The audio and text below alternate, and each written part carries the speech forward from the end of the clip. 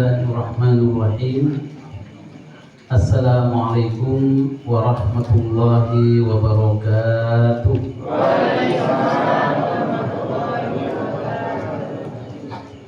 Sampunan Bapak Ibu. Keren ya. Ya, bismillahirrahmanirrahim.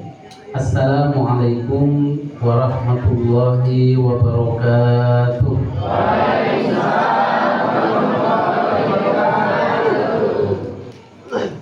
Alhamdulillahirabbil alamin. Alhamdulillahilladzi ja'ala syahra ramadhana syahra shiyami lil mu'minin. Asyhadu an la ilaha illallah wahdahu la syarika lah.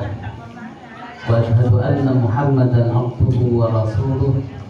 Allahumma shalli wa sallim ala habibina Muhammadin wa ala alihi wa ashabihi wa man tabi'ahum bi ihsanin ila yaumiddin, amma ba'du. Yang saya hormati, yang saya muliakan para sepuh bini sepuh, para rabu, yang saya hormati ibu-ibu yang terhormat, Bapak RW, Bapak RT, dan juga saya muliakan dan saya agungkan Bapak Rais, Ketua Takmir Masjid, Pak Zainuri sebagai wasilah yang telah mengantarkan saya ke tempat yang luar biasa ini. Dan segenap Bapak dan Ibu sekalian, ada di pembawa acara, ibu-ibu jemaah hadrah yang terhormat, luar biasa hadrahnya. Saya kira hadrah dulu baru ceramah gitu, ternyata nanti sabar dulu ibu. Nah, okay. Bismillahirrahmanirrahim. Pertama, puji dan syukur senantiasa kita panjatkan kehadirat Allah Subhanahu wa Ta'ala yang telah memberikan kenikmatan kepada kita semua sehingga sampai saat ini kita diberikan kesempatan dan bisa berkumpul dalam rangka pengajian rutin yang diselenggarakan oleh Masjid Al-Iman. Salawat dan salam kita aturkan kepada junjungan Nabi kita Muhammad sallallahu alaihi wasallam. Bapak dan Ibu sekalian, rahimakumullah, monggo sakit dulu. Saya sebenarnya mau pakai bahasa Jawa, tapi takut kurang halus kalau ke buku Pak RW nantinya ya berbahasa Indonesia aja aman gitu. Bapak dan Ibu sekalian yang terhormat, kita sering ketemu ketika papasan dianjurkan dengan salam, dengan ucapan assalamualaikum. Jadi salam itu modelnya banyak Bapak Ibu sekalian. Salam itu artinya keselamatan, agar supaya kita diberikan keselamatan bukan hanya di dunia tapi sampai di akhirat. Beda dengan ucapan selamat pagi, selamat siang, selamat malam, itu berbeda.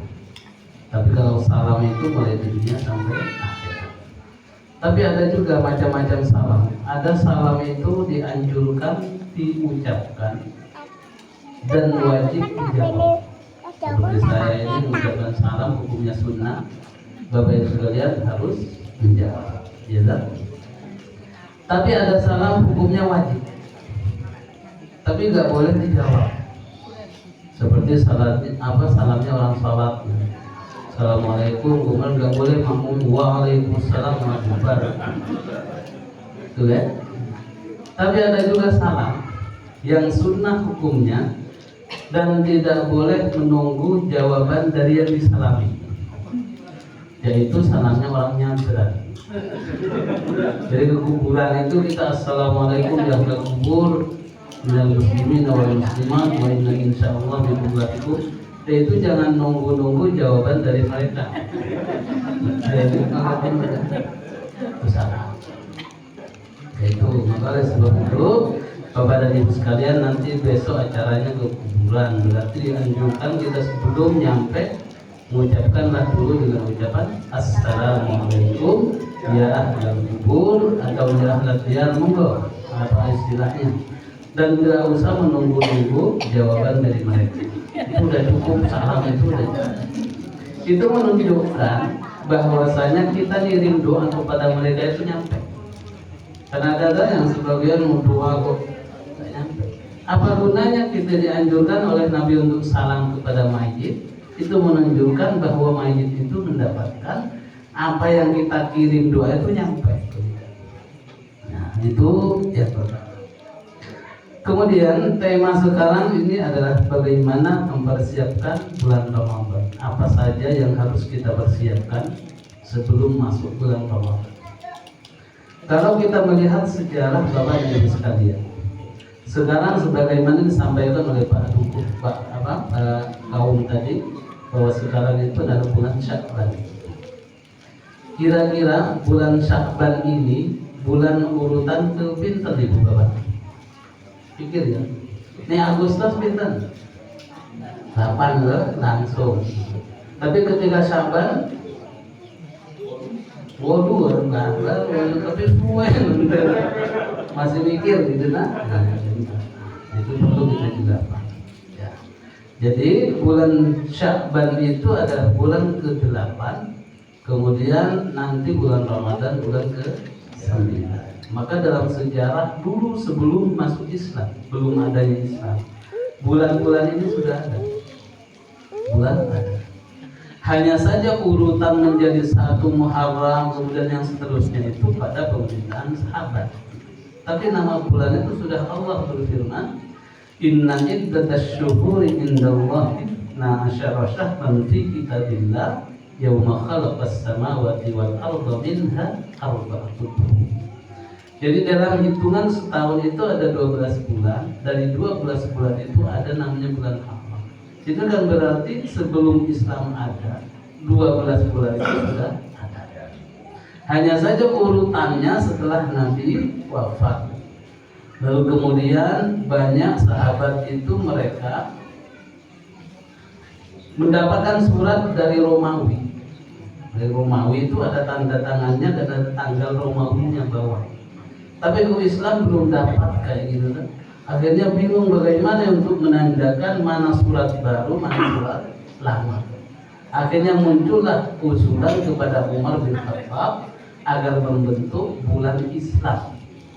Barulah disepakati bulan Islam yang pertama itu disebut dengan Muharram. Itu adalah usulan dari para sahabat untuk menentukan.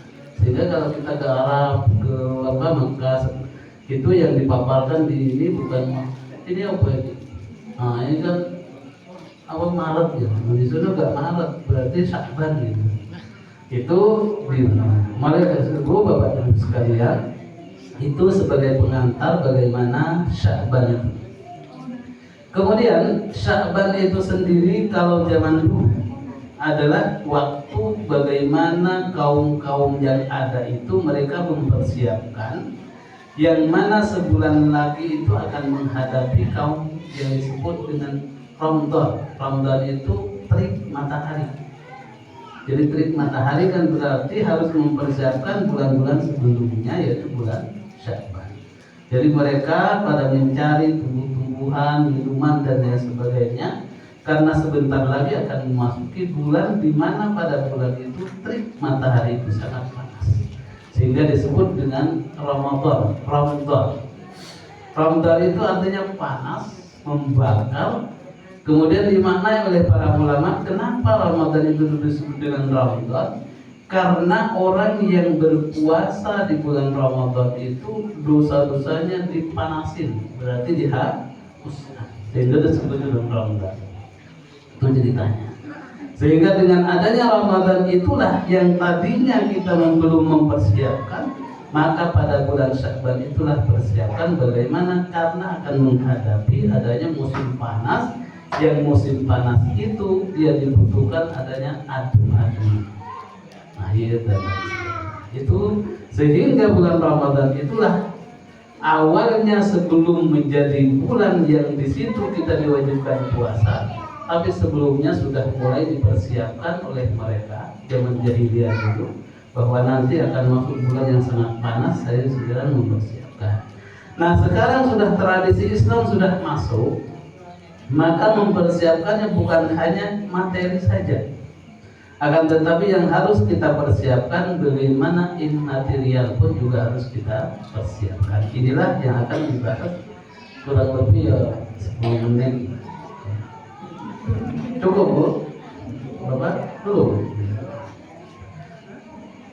Yang pertama, sebelum masuk kepada apa yang harus dilakukan, saya ingatkan dulu pertama adalah ketika kita punya hutang puasa Ramadan dulu, maka sebelum masuk bulan Ramadan ini sudah harus dilunasi dulu. Malaikatnya orang lali, bukan malaikat bukan kesempat. Oh ini warga ini ingat gitu ya. Maka oleh sebab itu dianjurkan untuk melunasi terlebih dahulu. Karena nanti kalau tidak dilunasi kena penalti namanya. Penalti itu double. Sehingga itu disebabkan karena kelalaian. Jadi sekarang bulannya adalah bulan terakhir untuk membayar. Baik itu maaf membayar hutang dengan namanya qadha atau fidyah ataupun kafarat, itu harus diselesaikan dulu sebelum masuk bulan Ramadan yang akan datang. Karena kenapa? Karena kalau kita punya hutang kepada orang wajib dibayar, apalagi hutang kepada Allah, itu wajib dibayar. Jangan malah pura-pura Allah mungkin lari. Dapat kan? Ada istilah lari itu udah. Ramadannya mau tebel banget. Maka itulah seperti itu Bapak dan Ibu sekalian. Sebelum masuk ke persiapan inti dari bulan Ramadan nantinya, kita pertama kali harus membayar dulu kalau punya hutang Ramadan yang dulu berapa hari, atau mungkin orang tua kita yang sudah sepuh dulunya gak bisa puasa, kemudian dia harus membayar fidyah, selesaikan dulu berapa kilo selesaikan. Karena itu nanti akan menjadi pertanggungjawaban. Kenapa? Karena untuk di stok tahun akhiran akhir untuk menurut Islam adalah bulan ini. Datang meneh ini. Ya betul Mas. Masya Allah.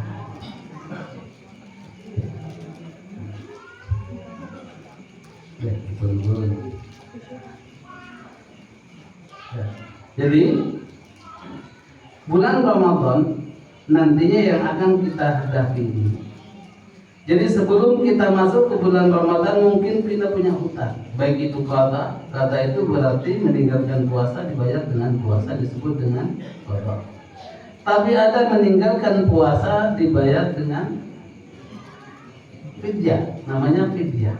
Jadi fidyah dengan kafarat itu berbeda. Kalau fidyah itu orang yang tidak mampu untuk berpuasa, maka selesaikan dulu dengan fidyah.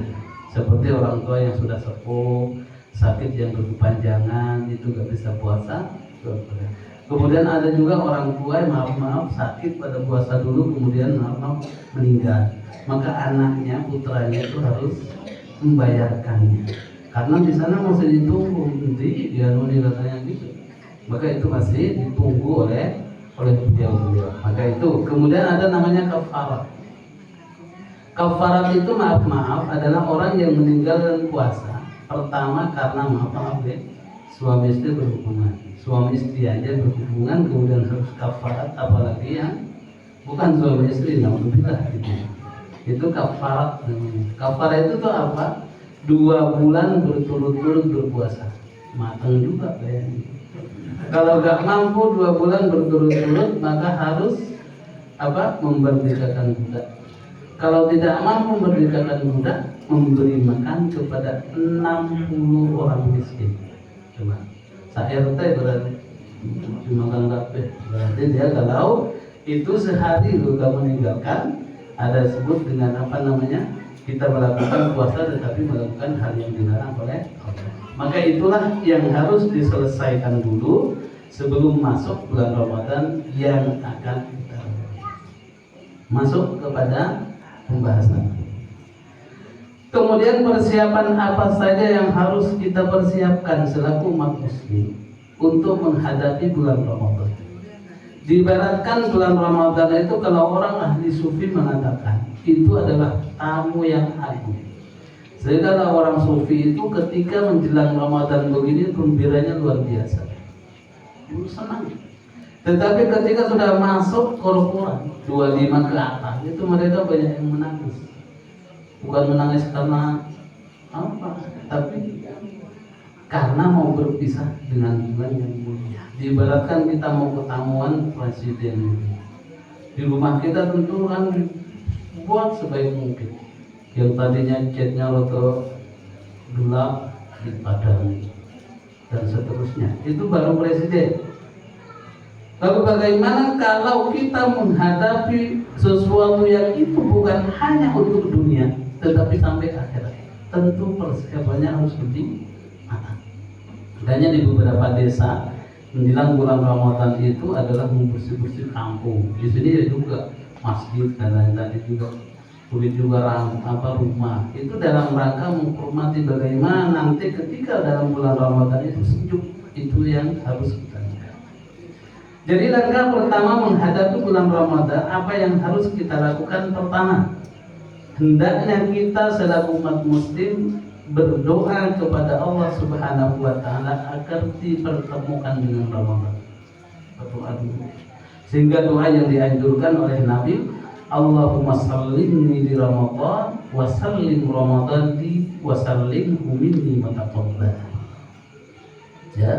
Ya Allah, sampaikanlah aku kepada bulan Ramadan dan sampai pula Ramadan itu kepadaku. Coba, ini doa ini kenapa? Sampaikan aku ke bulan Ramadan dan sampaikan pula Ramadan kepadaku. Maknanya dalam para ulama mengatakan bahwa kita kadang-kadang nyampe ke bulan Ramadan, akan tetapi Ramadan gak nyampe kepada kita. Maksudnya apa? Ramadan yang begitu banyak keutamaan yang ada, akan tetapi lepas begitu saja karena kita tidak mendapatkan hal-hal yang baik di dalamnya. Itu banyak. Ya. Jadi Ramadan dia masih minum-minuman. Ramadan masih sarapan. Itu kan berarti Ramadannya agak nyampe kepada dia walaupun umur dia nyampe ke bulan Ramadan. Itu banyak. Sehingga ketika bulan puasa itu banyak warung-warung itu atas bawahnya terbuka, atasnya tertutup. Ternyata yang orang sarapan barang. Dan itu termasuk salah satu. Inilah yang disebut dengan orang itu secara usia umurnya nyampe kepada bulan Ramadan, tetapi Ramadan sendiri tidak nyampe kepada dia. Sebab karena apa? Karena perlu mendapatkan apa yang dia inginkan. Itu yang pertama. Sehingga kita berdoa, gak paham, gak tahu, gak lancar dengan bahasa Arab, pakai bahasa kita sendiri. Ya Allah, sampaikan aku bulan Ramadan, karena dengan adanya bulan Ramadan itu adalah merupakan untuk yang baik. Maka itu yang pertama yang harus kita lakukan adalah dengan berdoa. Doa, ya Allah, sampaikanlah aku kepada bulan Ramadan. Intinya begitu. Kemudian yang kedua, yang harus kita lakukan nantinya saat sudah berada di bulan Ramadan, sudah masuk ditentukan. Di Jogja kan insya Allah ada dua versi ya. Ada yang Senin, ada yang Selasa. Ya, ada Senin, ada Selasa. Tapi nanti lebarannya ya bareng. Apa ya? Lebaran. Tapi kadang-kadang ada juga yang nggak Senin, nggak Senin, nggak Selasa ya lebaran. Nah, ini. Maka dari itu Bapak dan Ibu sekalian, kita milih mana? Semuanya benar. Ya? Maka yang kedua yang harus kita lakukan ketika sudah nyampe ke bulan Ramadan, kita bersyukur kepada Allah. Bersyukur itu dalam artian, ya Allah, aku mensyukuri aku sudah diberi umur panjang sehingga sampai ke bulan Ramadan yang mulia ini. Dengan bulan inilah yang akan mengantarkan kita ke tempat-tempat yang mulia. Bulan Ramadan luar biasa. Ya, bulan Ramadan luar biasa. Sehingga pantaslah ketika ulama mengatakan bahwa amal itu kan dibagi menjadi tiga. Amal dibagi menjadi tiga. Ada namanya amal hati, ada amal anggota badan, ada amal harta. amal harta. Maka tiga-tiganya itu ketika memasuki bulan Ramadan harus kita persiapkan. Yang pertama amal badan. Berarti kita harus mempersiapkan badan kita itu agar supaya sehat, sehingga dengan sehat itulah nanti bisa melakukan aktivitas di dalam Ramadan dengan baik. Coba kalau kita udah sakit-sakitan itu tidak akan sesempurna ketika kita sehat. Coba. Maka kenapa kata para ulama demikian? Karena apa yang akan terjadi tahun ini akan berbeda dengan tahun yang akan datang, sekalipun kita nyampe juga ke bulan Ramadan. Bisa jadi umur kita ada, akan tetapi kesehatan belum tentu ada. Kadang-kadang sehat, begitu juga umur nyampe, tapi iman kadang-kadang yang tidak ada. Coba kalau iman sudah tidak ada, umur ada, itu tidak akan jalan. Sehingga mumpung kita masih dua-dua tiga-tiganya ini ada, maka pergunakanlah semaksimal mungkin. Maka yang pertama kata para ulama, amal itu ada namanya amal badan. Jadi puasa, sholat itu adalah termasuk amal badan. Amal badan kan angkat dan lain sebagainya. Dan inilah adalah merupakan yang harus kita jaga. Sehingga adanya olahraga dan seterusnya itu adalah merupakan bentuk ikhtiar kita untuk bisa melakukan puasa Ramadan nanti dengan baik. Kemudian yang kedua ada namanya amal hati. Amal hati. Jadi bulan Ramadan itu biasanya pelaksanaan ibadahnya itu kayaknya kadang-kadang rame-rame ya. Tarawih rame, takjilan ya rame, arisan rame, rasan-rasan rame semua. Ya. Sehingga dengan demikian, karena yang sifatnya tidak sendiri, tidak menutup kemungkinan di situ ada unsur di dalam hati kita pengen dipuji oleh orang, atau pengen dilihat oleh tetangga, atau pengen, itulah semuanya. Maka karena berkaitan dengan itulah, maka yang perlu dijaga juga di samping dengan kita melakukan anggota badan, jagalah hati kita. Jangan sampai ketika kita melakukan kebaikan, tetapi kita tidak mendapatkan apa-apa. Sebabnya Nabi pernah bersabda, "Kam min shaimin laisa lahu min siyamihi al-ju' wal 'atas." Betapa banyak orang yang berpuasa, akan tetapi dia tidak menikmati hasil dari puasa tersebut disebabkan karena dia melakukan hal yang semacam itu. Jadi kan tidak semua orang beramal banyak itu kemudian dia sempurna. Tergantung bagaimana niat yang ada di dalamnya. Niat itu yang tahu kita sendiri dengan Allah. Malaikat tidak tahu.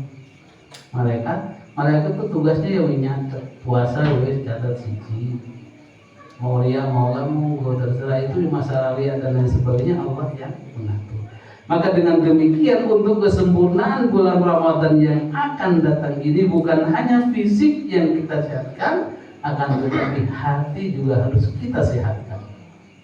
Kita sehatkan, jangan sampai punya iri dan rompak dengki, apalagi hasud dan seterusnya, karena itu akan menyebabkan puasa itu ada, kemudian puasa itu nanti sempurna puasanya, akan tetapi pahalanya kurang. Itu disebabkan karena penyakit-penyakit yang ada di dalam hati kita. Kadang-kadang kalau kita ketika sakit fisik itu cepat ke warung gitu kan, dari bodrem, dari apa lagi, bola angin macam-macam. Itu gara-gara masalahnya. Tapi ketika kita malas untuk ibadah, itu tidak menjadi obatnya apa, jangan gitu. Ramadan yang 30 hari seperti itu, 14 apa, enggak salat tarawih malam nyantai aja, berarti sebenarnya ada obatnya. Begitulah para ulama mengingatkan kepada kita, jangan sampai di ruang-ruang Ramadan itu ada satu sedikit pun celah untuk kita lalaikan. Isilah dengan kebaikan, itulah yang akan mendapatkan nanti kemuliaan bulan Ramadan. Jadi bulan Ramadan itu mulia, akan tetapi kemuliaan itu tidak nempel kepada kita kecuali kita beraktivitas, action kita harus ada. Itulah baru bisa mendapatkan kemuliaannya. Itu. Kemudian yang ketiga, ini dari amalan ya. Amalan yang ketiga amalan hati tak? Kemudian amalan badan, kemudian amalan harta. Amalan harta itu dalam bulan Ramadan sangat banyak.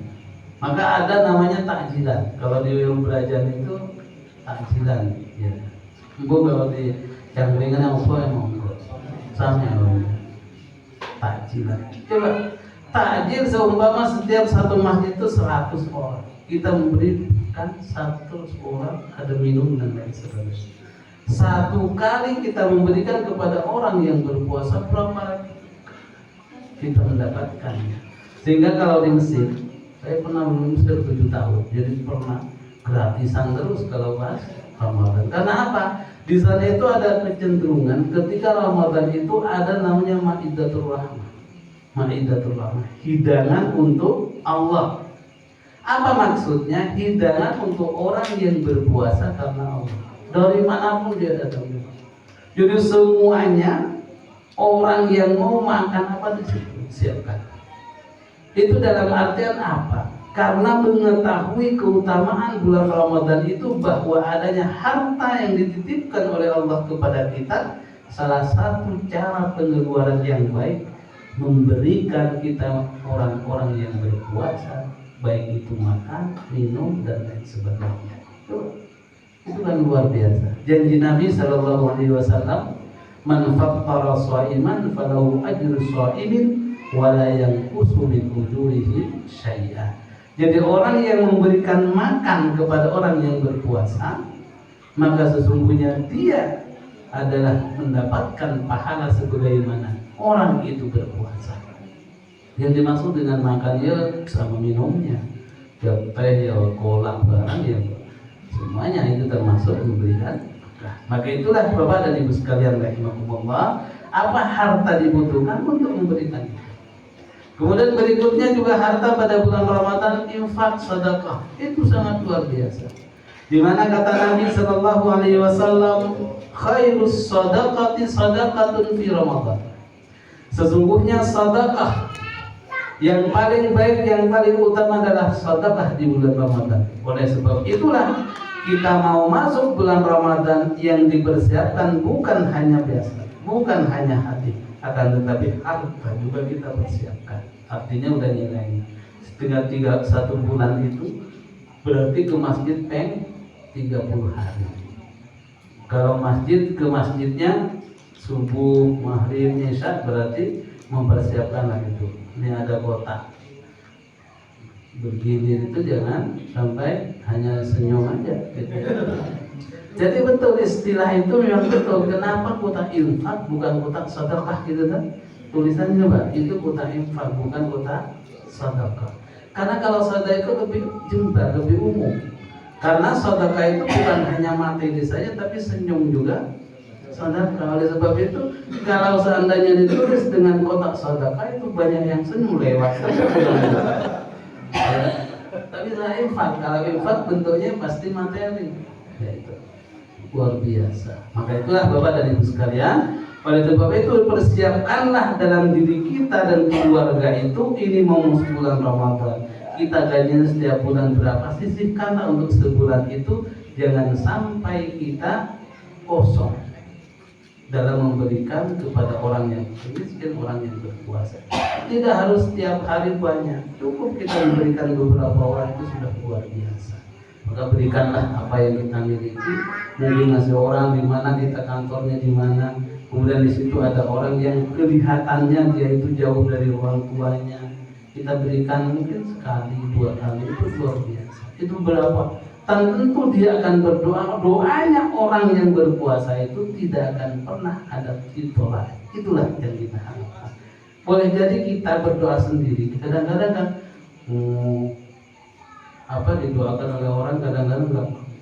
Untuk doa sendiri aja enggak gitu kok didoakan orang lain. Tidak. Ibaratkan kalau ular yang bisa itu, kalau untuk dirinya dia enggak mampu, tapi untuk orang lain bisa gitu. Nah begitu juga doa.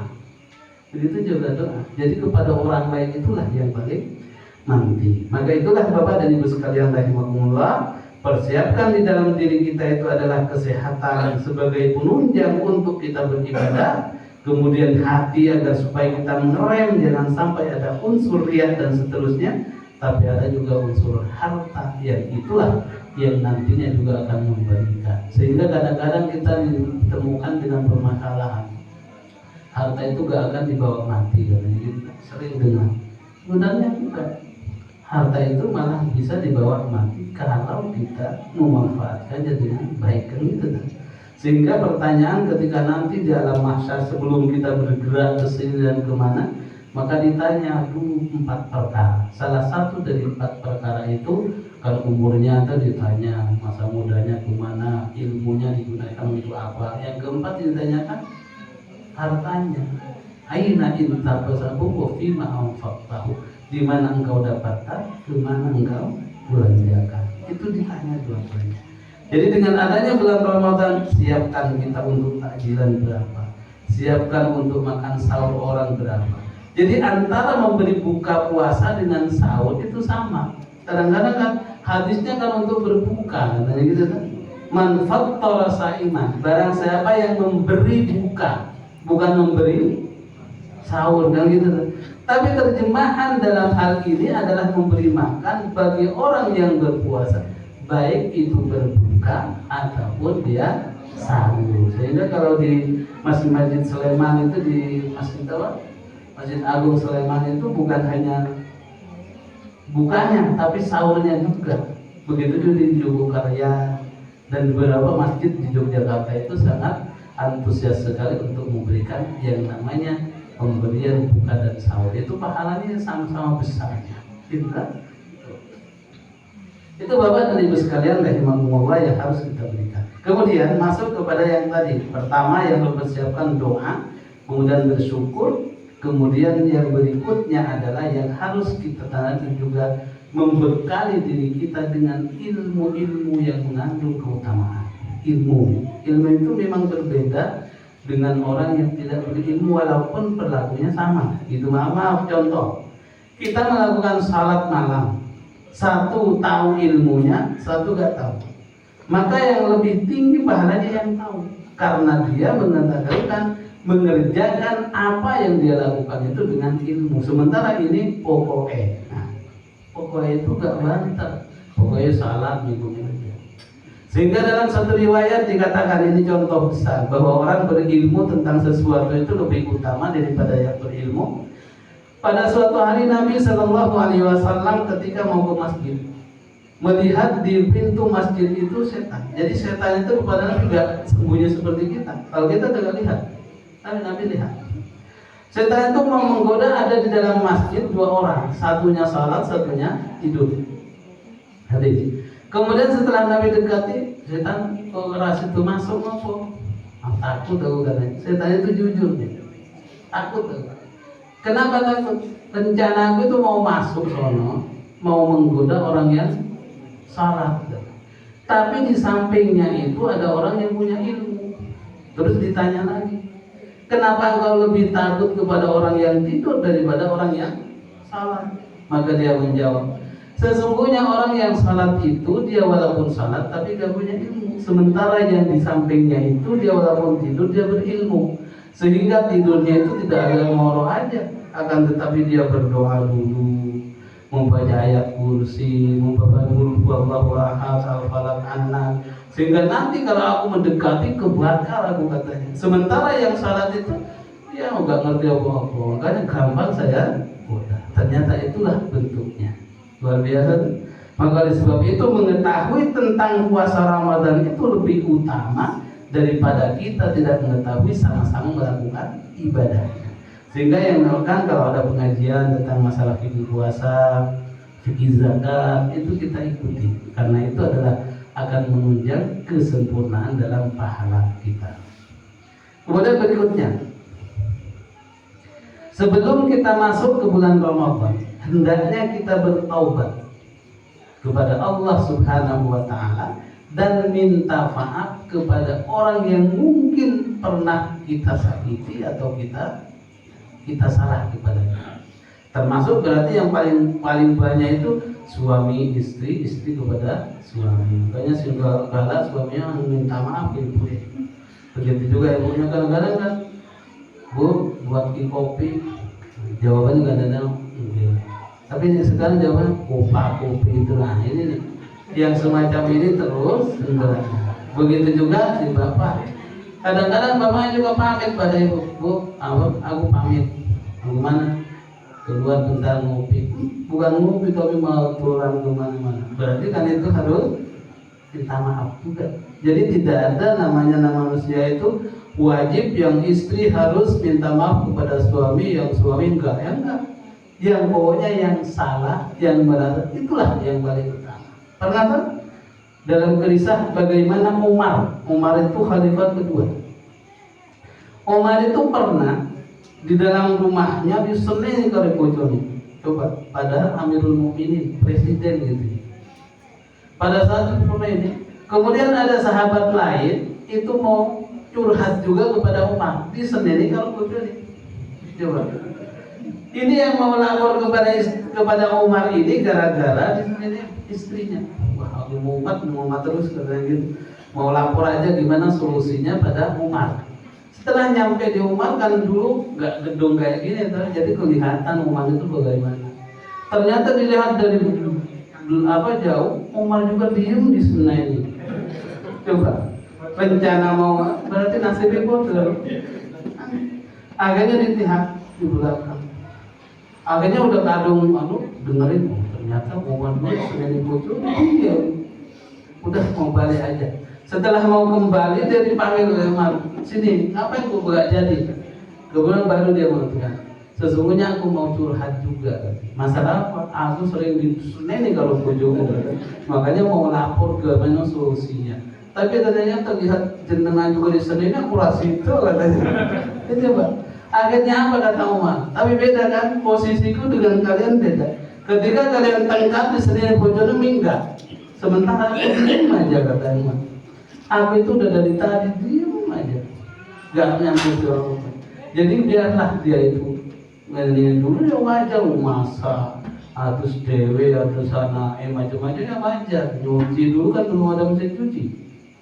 Tapi wajar kalau memang ibu itu kemudian marah sedikit itu gak apa-apa katanya. Tapi jangan sampai ketika dia marah kamu juga ikut marah, itu akan rame. Tapi lihat aku. Selama itu 1 jam Senin diam aja, satu kata pun saya gak menjawab katanya Umar. Maka begitu, oh iya nih aku yang malah minggat ya Pak. Maka inilah kata Umar, jadi sesungguhnya di antara kita karena keluarga itu tidak ada yang nomor wahid. Sama-sama berpotensi untuk mendapatkan kesalahan dan berpotensi dalam bentuk kebaikan. Oleh sebab itu, ketika kita merasa salah, apalagi mau masuk bulan Ramadan biar damai di rumah kita, saling memaafkan itu lebih baik. Kepada orang tua kita jauh kita telepon, Bu, ini bulan Ramadan, saya minta maaf sehingga nanti mudah-mudahan diberikan kesehatan, bisa Ramadan dengan baik. Inilah cara kita untuk taubat. Apalagi taubat kepada Allah kalau yang berkaitan dengan hak Allah Subhanahu wa Ta'ala. Satu lagi.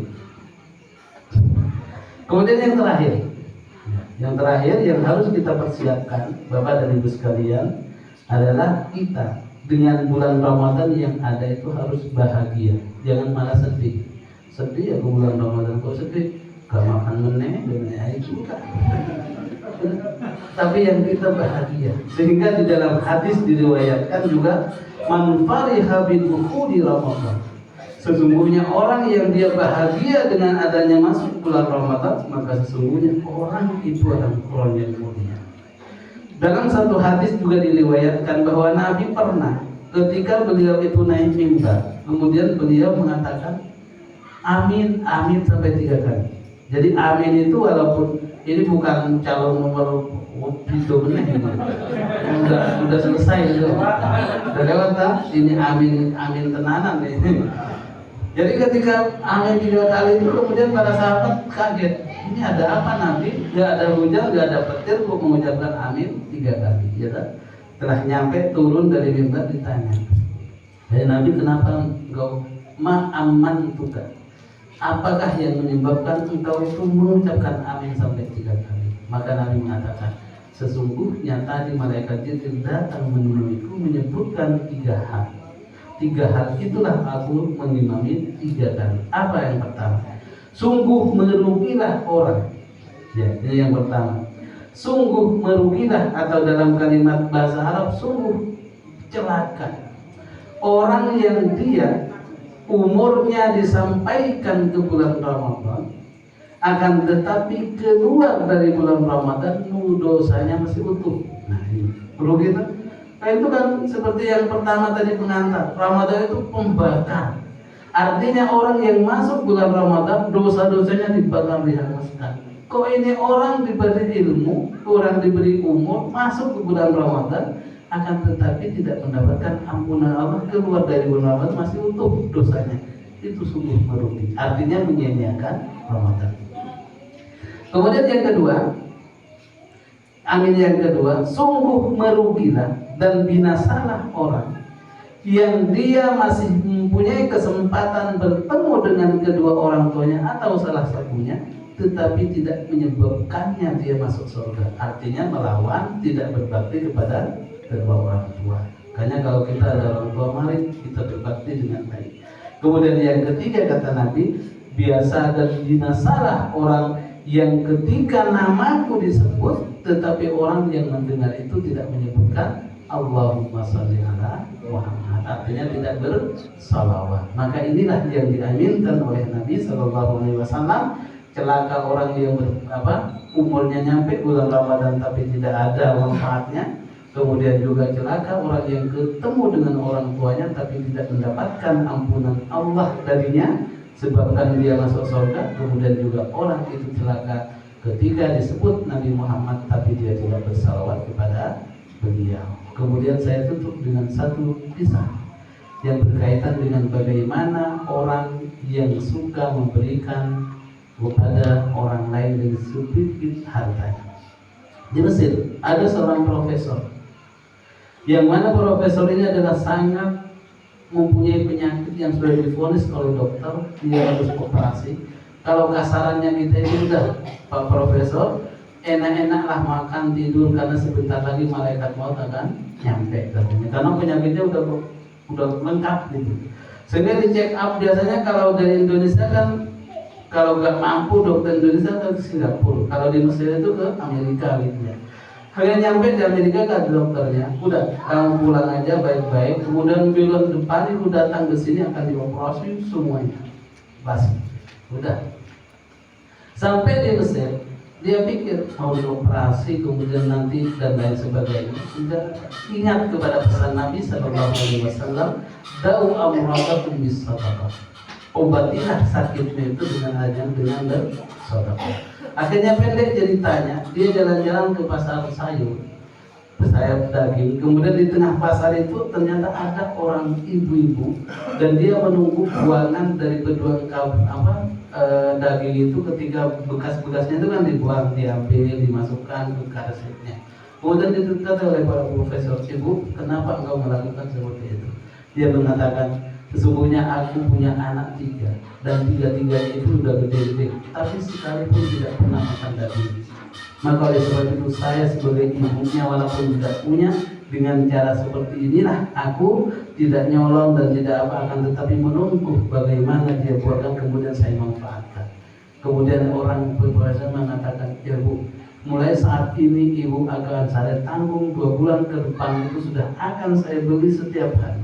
Setiap harinya 2 kilo, dibayar 2 bulan ke depan itu uangnya sudah dibayar dulu kepada tukang daging. Wahai tukang daging, ibu ini setiap hari kasih daging 2 kilo, yang bayarnya saya DP sekarang 2 bulan ke depan sekarang. Akhirnya si ibu itu kemudian berdoa. Apa doanya? Ya Allah, aku tidak kenal orang ini dan siapa, tetapi Allah telah menemukanku. Maka oleh sebab itu ya Allah, kalau orang ini punya permasalahan hidup, maka lancarkanlah. Kalau dia sakit, sembuhkanlah ya Allah. Maka sesungguhnya Engkau adalah Zat yang Maha Penyembuh. Coba, hanya doa itu saja. Pada saat itulah kemudian Allah Subhanahu wa Ta'ala mengabulkan. Pulang dari pasar, orang tersebut yang tadinya dia sakit, kemudian langsung dia enak. Sehingga nyampe ke rumahnya senang sekali ketemu dengan keluarga. Tetapi karena ibu, namanya istri itu yang takut karena dia mendengar dari dokter tetap harus ke Amerika. Akhirnya terpaksa dia walaupun sudah sehat tetap ke Amerika. Setelah nyampe di sana dokternya malah bingung. Aku yang memeriksa dulu ini harus operasi ini dan ini dan ini, tetapi sekarang tidak ada lagi. Kemudian pada saat itulah dia bertanya, wahai dokter, apa yang kamu lakukan? Sesungguhnya saya bingung, kata dokter. Dulu engkau harus operasi, tapi sekarang penyakit yang mau saya udah gak ada lagi. Apa sebabnya? Dia mengatakan, sesungguhnya kami ini orang Islam. Islam itu ada nabinya, dan nabiku pernah bersabda, da'u amradakum bis sadaqah. Obatilah sakitmu itu dengan bersedekah, dan itulah yang aku lakukan. Ternyata dengan adanya sedekah itu dia harusnya operasi habis miliaran, tapi dengan adanya memberi ikat, memberi daging yang hanya sekian itu bisa menyembuhkan. Karena apa? Karena doa orang yang diberi itu mustajab di hadapan Allah Subhanahu wa Ta'ala. Mungkin itu yang dapat kita bahas Bapak dan Ibu sekalian. Mudah-mudahan masuk bulan Ramadan persiapan sudah matang, yang nantinya pun ketika di bulan Ramadan kita bisa senang beribadah kepada Allah Subhanahu wa Ta'ala. Salah dan kurangnya saya mohon maaf. Mari kita berdoa kepada Allah Subhanahu wa Ta'ala. Sebelumnya doa yang disampaikan oleh Pak Kaum tadi, mendoakan warga, mendoakan hadirin semuanya, mudah-mudahan diberikan keistiqomahan dalam kebaikan. Amin. Bismillahirrahmanirrahim. Alhamdulillahirabbil alamin. Hamdan yuwafi ni'amahu wa yukafi mazidah. Ya Rabbana walakal hamdu kama yanbaghi li jalali wajhikal 'azim.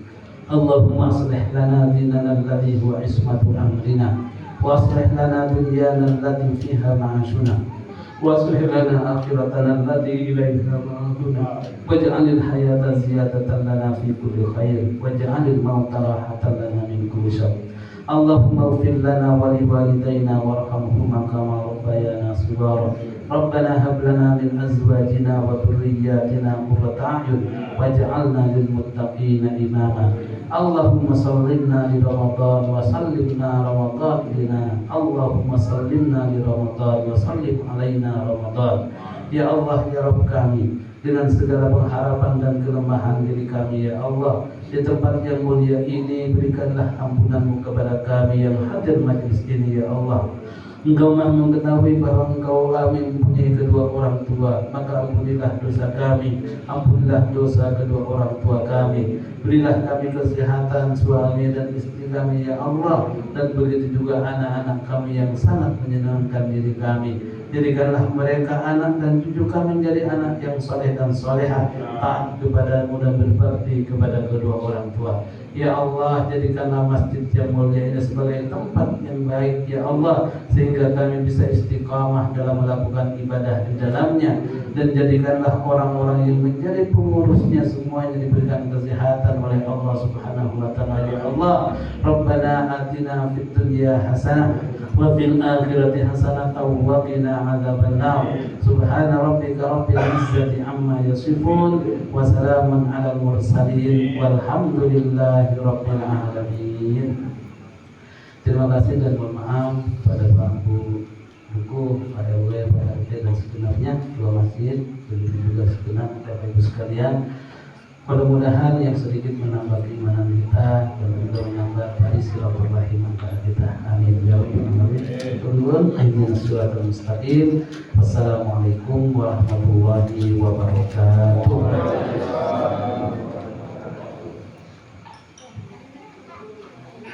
Kami ucapkan terima kasih kepada Ustaz Dr. Haji Muhammad Nusman atas ilmu yang telah diberikan kepada kami. Semoga dapat menambah rasa cinta dan takwa kita kepada Allah Subhanahu wa Ta'ala. Tibalah di penghujung acara, kami selaku pembawa acara pengajian pada malam hari ini mengucapkan mohon maaf apabila ada tutur kata yang tidak pas, kalimat yang tidak bermanfaat atau ucapan yang kurang berkenan di hati ibu-ibu dan bapak-bapak yang kami hormati, serta pemuda-pemudi yang kami banggakan. Marilah acara pengajian pada malam hari ini kita tutup dengan bacaan hamdalah bersama-sama. Wabillahi taufiq wal hidayah. Wassalamualaikum warahmatullahi wabarakatuh.